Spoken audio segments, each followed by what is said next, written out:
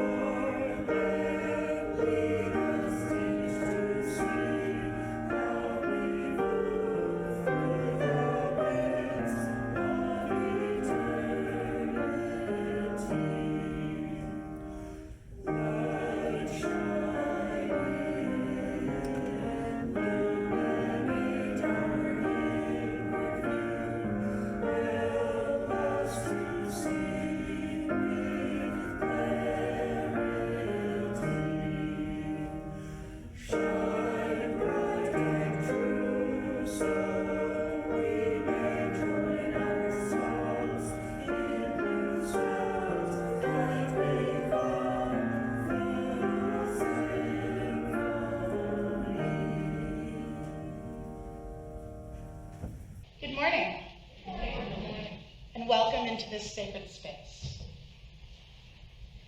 St. Francis of Assisi said, "A single sunbeam is enough to drive away many shadows."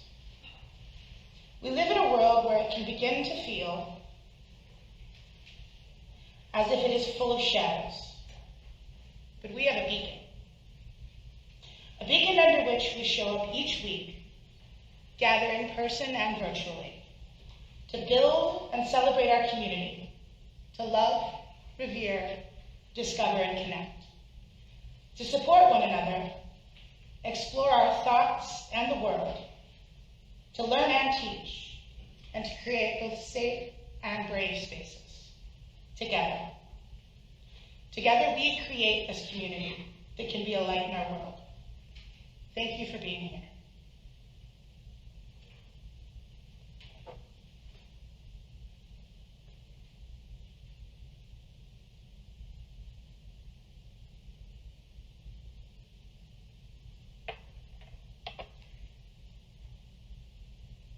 Today we light our chalice with the words of Gordon B. McKeown.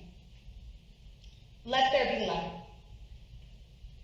Let it shine in dark places, in moments of pain, in times of grief, in the darkness of hatred, violence, oppression, anywhere there is discouragement and despair. Wherever darkness is to be put to flight, let there be light.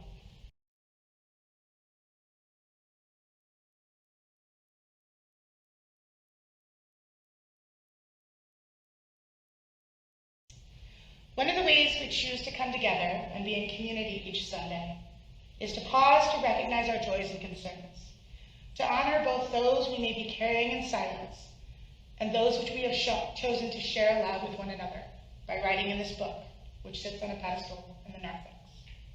Mariana sends her heartfelt appreciation for all the caring thoughts being sent to Ross and her at this time. They both enjoyed their visit from their son, Stephen, thank you, from Albuquerque, and later in the week from their grandson, Kevin. If you take a stone from the bowl, or have brought one with you, hold your stone in your palm. Feel its weight and strength against your palms.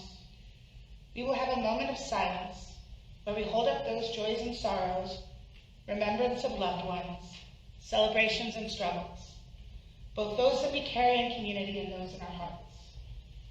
When the singing bowl sounds, please join in placing your stone in the bowl on the altar, if you choose to.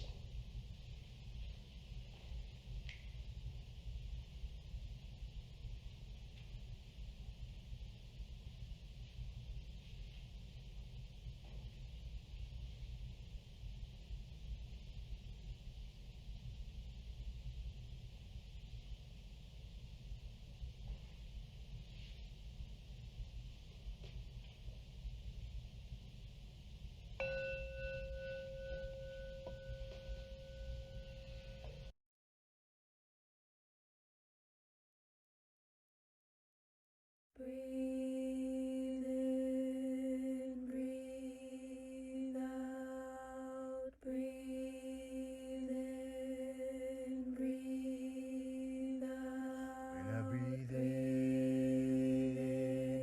I'll breathe in peace. When I breathe out, I'll breathe out love. Breathe. When I breathe in, I'll breathe in peace. Breathe. When I breathe out, I'll breathe out love. When I breathe in, I'll breathe in peace. When I breathe out,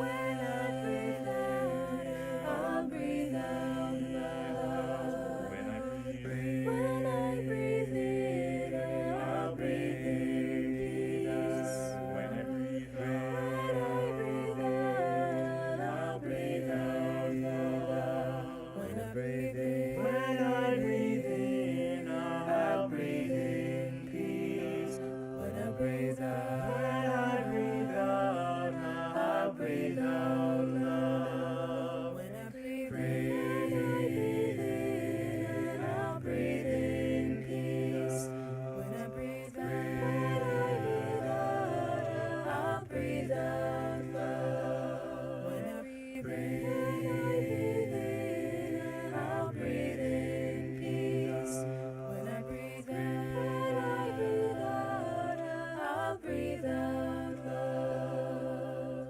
Breathe in, breathe out, breathe in, breathe out. When I breathe in, I breathe in peace. When I breathe out, I breathe out love. Most of us have heard this simple yet beautiful song at some point, whether in church or somewhere else.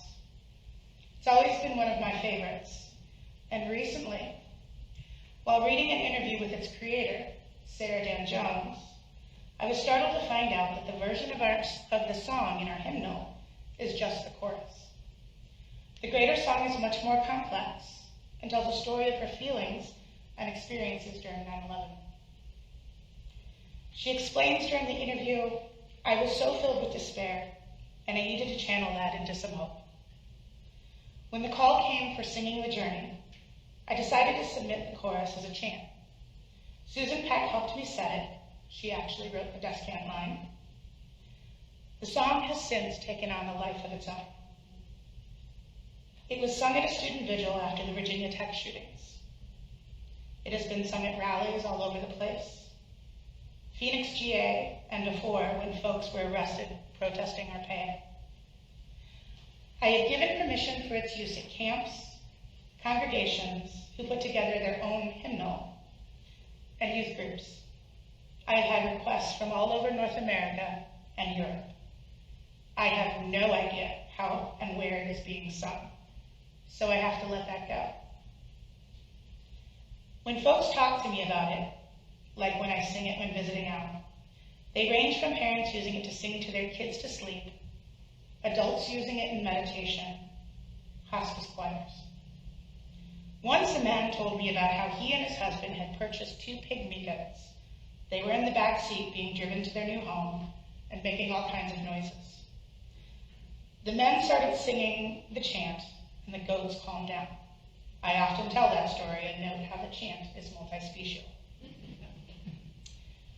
The idea that a song created from such a painful experience, from such despair, has become such a beacon of hope, strength, and comfort in so many places.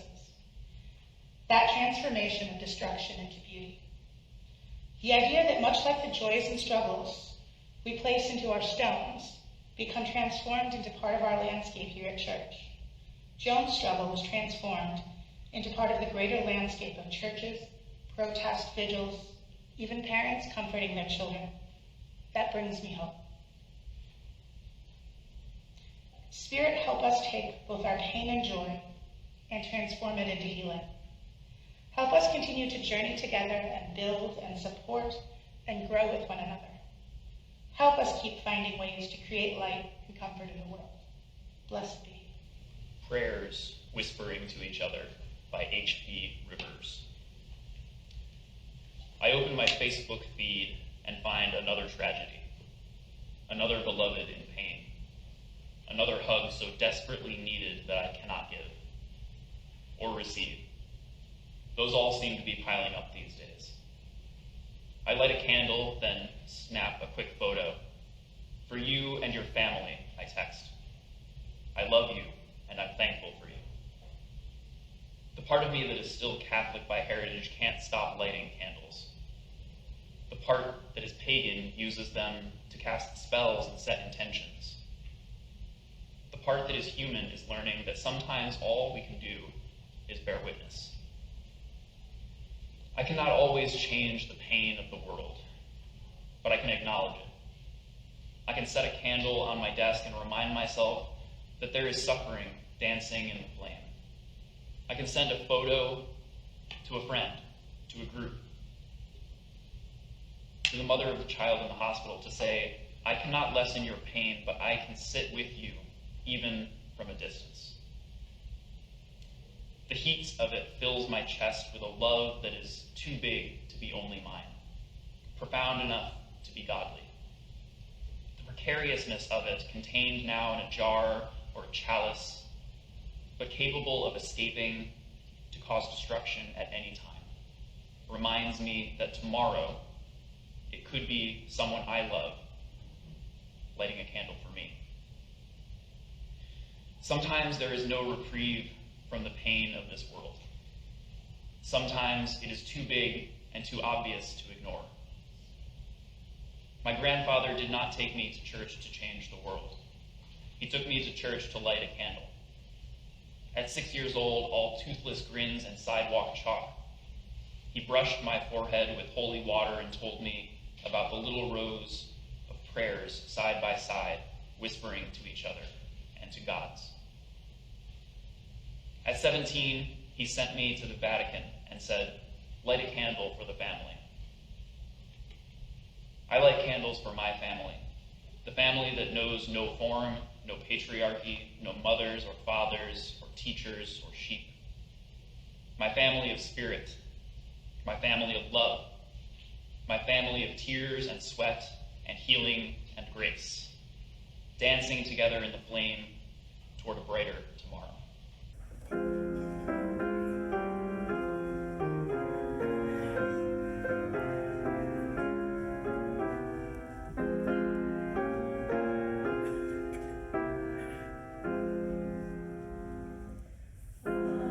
the sign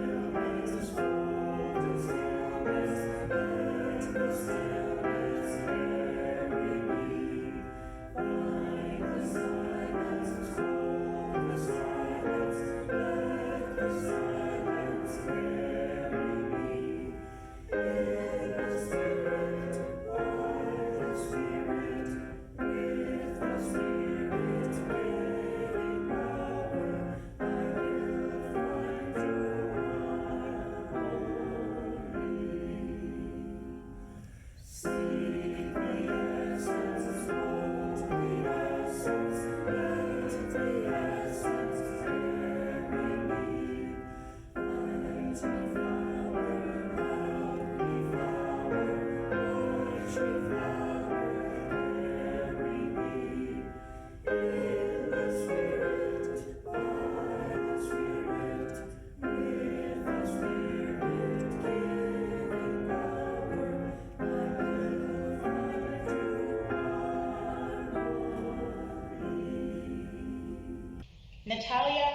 Ablayeva. This is from a news story written by Anita Kumes. Clutching a mobile phone number of a woman she had never met, Natalia Ablayeva crossed the border from Ukraine into Hungary on Saturday, entrusted with a precious cargo, a stranger's children. Waiting at the border crossing on the Ukrainian side, Ablayeva had met a desperate 38-year-old man from her hometown with his young son and daughter. The border guards would not let him pass. Ukraine has banned all Ukrainian men between the ages of 18 and 60 from leaving, so that they may fight for their country. Their father simply handed over the two kids to me and trusted me, giving me their passports to bring them over, 58-year-old Ablayeva said, the arms of the young boy she had known for just a few hours around her neck. The children's Ukrainian mother was on her way from Italy to meet them and take them to safety, the father said. He gave Ablayeva the mother's mobile number and said goodbye to his children, wrapped up against the cold in jackets and coats. Ablayeva had left her own two grown-up children behind in Ukraine. One a policeman, the other a nurse. Neither could leave Ukraine under the mobilization decree. She took the two small children by the hand, and together they crossed the border. On the Hungarian side, they waited, sitting on a bench near a tent set up for the steady flow of refugees streaming over the frontier. The little boy was crying when his mobile phone rang. It was his mother. She was nearly at the border post. When 33-year-old Anna Semyuk arrived, her blonde hair scraped back into a ponytail. She hugged her son and then went to her daughter, lying exhausted in the back of a car and wrapped in a pink blanket. Then she thanked Ablayeva. Standing in the cold on the scrubby ground, two women embraced for several minutes and cried together.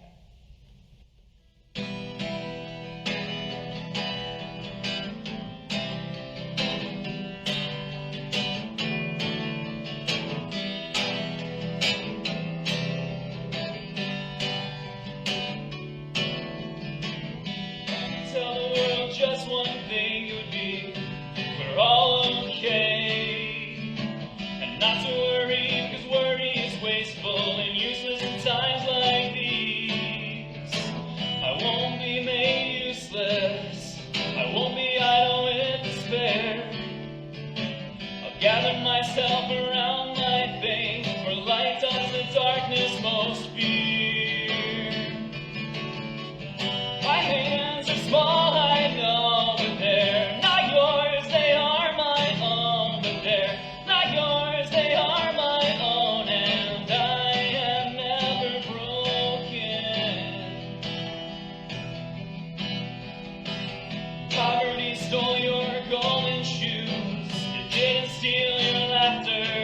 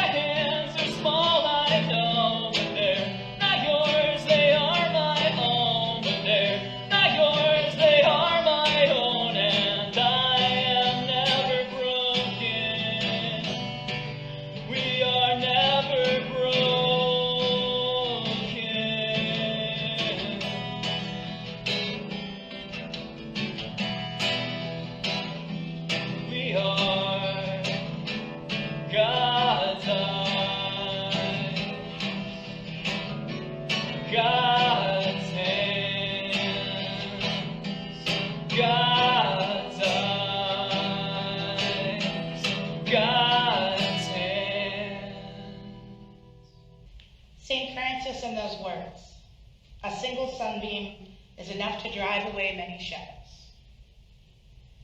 My pagan self is, of course, about as far away from being Catholic as possible. But not only do I still light candles, those words drive something to my core. I have this confession of sorts. Of our 7 principles, our first, the belief in the inherent worth and dignity of all people, is probably the biggest reason I became a UU.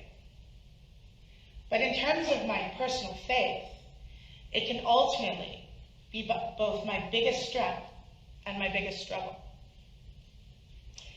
You see, I often feel that I came of age into a world that has ever since been one disaster after another. From school shootings, domestic terrorism, and 9/11, to hurricanes, wars, and pandemics, it begins to feel like we don't even get a chance to breathe in between disasters. That is not to say that previous generations did not experience this, but in today's world, the internet and social media have evolved over the years into this 24/7 window of the world like never before. That can do amazing things, but it can also create a constant onslaught of what can feel like the worst of humanity. Videos, commentary, and even live feeds of more ways people can hurt each other. Even with the best of intentions, it is easy to become overwhelmed. It's not surprising that in the midst of this, I start to feel as if I am losing all faith in humanity itself. I start to lose that first principle. I consider taking social media breaks, turning off the news, blocking out the images, and becoming a hermit on some mountainside, ignoring the world for as long as I can. But then, there are these other stories that get shared.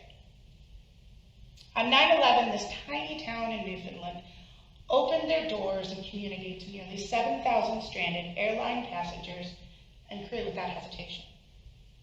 In another similarly tiny town in Poland this month, mothers filled strollers with baby supplies and lined them up along a train station, waiting for arriving Ukrainian mothers. Girl Scouts across the country have provided Christmas for countless families escaping domestic violence. Groceries and masks have appeared on doorsteps during a pandemic, and the Mexican army once invaded the U.S. to feed people after a hurricane. Mr. Rogers always told us to look for the helpers, right? There are stories of mothers choosing to help complete strangers' children escape wars. Stories of strangers in canoes and on air mattresses, rescuing neighbors from floodwaters. Stories of nurses protecting newborns in bomb shelters, and people taking refugees from other cities and countries into their own homes. Stories of musicians and artists creating beauty from pain and destruction, and stories of folks lighting candles in the dark. Over and over, in the midst of each of these disasters, come these still, small moments. Yes, those stories, the ones in which people choose kindness and humanity in moments that the whole world would completely understand. They're not thinking about anything but their own survival. These stories whisper to my heart that there is still hope. For me, these are St. Francis's sunbeams. None of these stories will stop a war or a hurricane. The disasters will still come. Some may be as small as a stranger offering someone a cup of coffee. But these moments create a light in our darkness and can help renew our faith and hope in humanity. They give us a path to shine our beacon on, a thread of light and humanity to learn from. For me, they are our first principle in action. In the words of Sharon Salzberg, to offer our hearts in faith means recognizing that our hearts are worth something, that we ourselves, in our deepest and truest nature, are of value. So please, keep hitting the share button and find your moments. Keep feeding strangers and sitting with them in their pain. Keep making art and creating hope and dignity. You never know whose faith you may help renew. It is perhaps one of the greatest comforts in the world to me to know that I can be, at any time, a catalyst for one of those beams of light from our beacon, just as everyone in this room can be.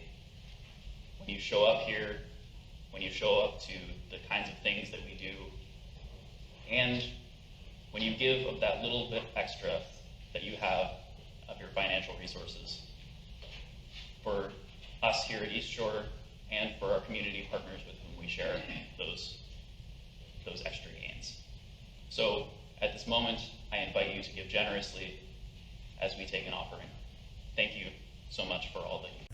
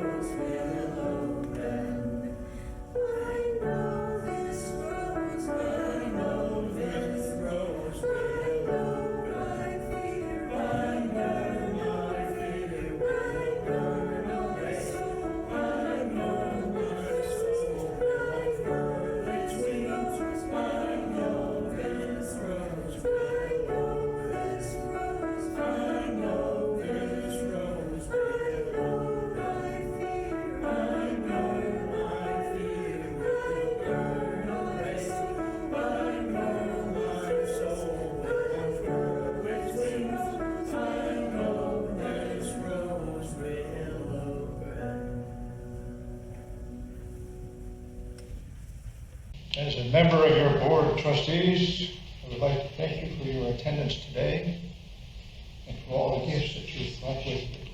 The gift of your presence, the gift of the care you give to each other, and the gift of the financial resources that you share with all of us. Please know that these financial resources are used with diligence and care by your finance committee and your board to help sustain this caring community. Thank you. Hello. Most of you know Lisa and me.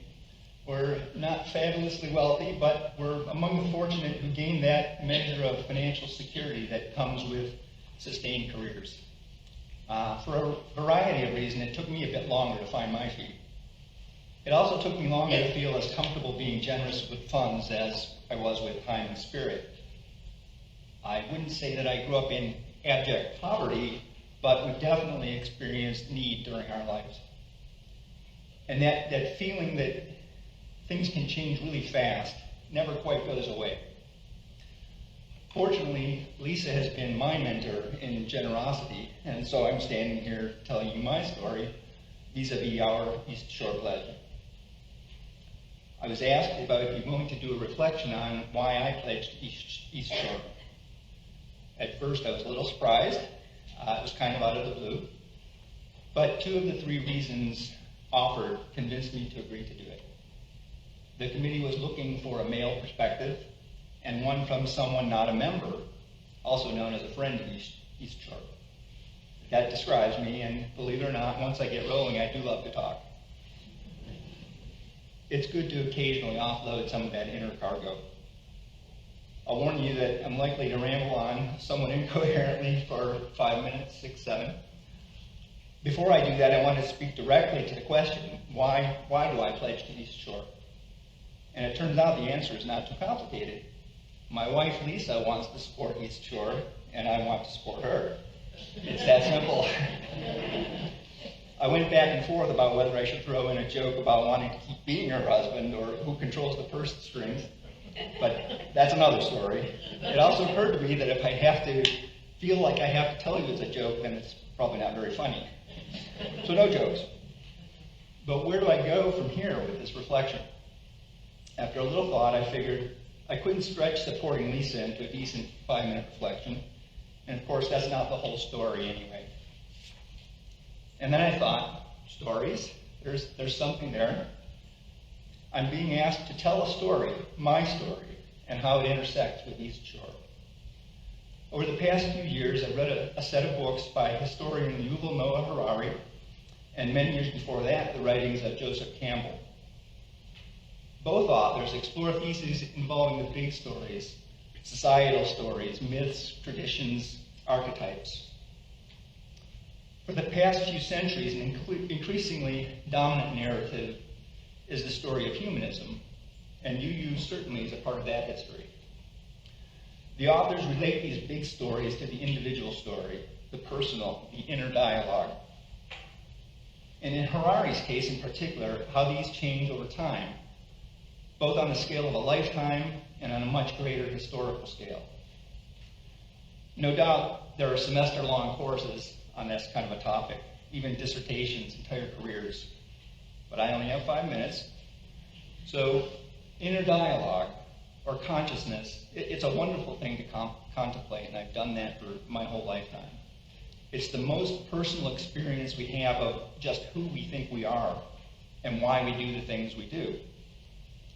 In the context of stories, it's important to point out that just as stories can be fiction or nonfiction, the stories we tell ourselves about ourselves can also be either based more or based less in something we might call truth. In some cases, we are acutely aware of it, and in other cases, likely not. They're simply the best we have, the stories, to explain ourselves and to others. So then, what's my story? What's the story that I tell myself that I want to share with you? I thought maybe I could retell the story of how the horror of the 2015-16 national politics drove Lisa and I to find a community of people who were navigating that same ugliness from a similar perspective. And that Kirtland was more convenient than Erie, so here we are. I thought I could describe the feeling of landing on the island of misfit toys and thinking, yeah, I recognize this place. Or Denny's chats on UU Polity, me thinking that something didn't quite jive with it. Joe underlined that paradox last week. There's something almost Zen about saying here is a narrow set of ideas that are strongly held beliefs, including that all other beliefs are welcomed with equal strength. The unifying element is that there is no unity of belief. And for me, saying we covenant to in place of we believe doesn't really strengthen that argument. Stories. I could try to describe what singing and music in general had meant to me. Most of you will remember that I sang with the choir for a while. Music, and especially singing, for me is a practice of losing oneself without losing oneself. You have to maintain some measure of control. It's a joining of individuals without losing individuality. I hope that sounds a little familiar. Maybe that's why UUs really like singing. Choir singing has been a vehicle for me to give and receive at the same time.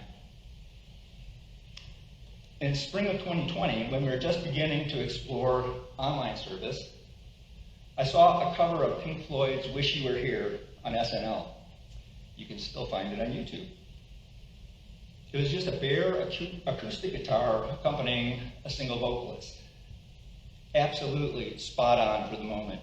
Incredibly touching. I recommend it.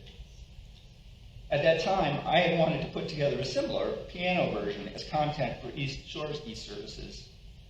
But desire sometimes exceeds talent, and then there was squabbling over the Zoom choir, and it kind of put an end to it for me. So, does East Shore sustain me?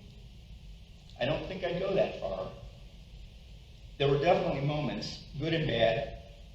Sometimes too much individuality can sour the choir experience. And when we lost, I didn't think I would do that.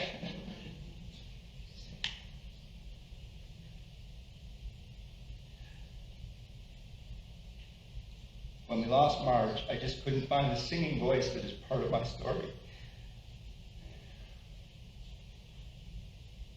It never really came back. On the other hand, I hope I'm not telling a fiction if I say that my time in the choir did contribute to providing sustenance. Sustenance is a good theme for East Shore, and not a new one. East Shore is a community that provides sustenance to its members and seeks to provide sustenance in a world that is thirsty for it.